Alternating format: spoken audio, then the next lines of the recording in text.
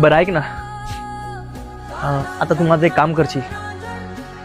हा, तुला ना इकडे गावाकडे यावं लागेल माझ्यासाठी. जसं जे बी काय घडलं त्याने मला शेअर केलं, त्यामुळे तर मी इथं आले.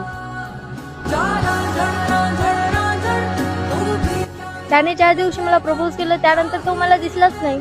हे सर्व काय त्याचाच प्लॅन होता. आता जे फुल आणलेले तुझ्यासाठीच आणलेलं होतं. एवढं काय झालं आणि मला माहितच नाही. हा, मी त्याला बोलून येते.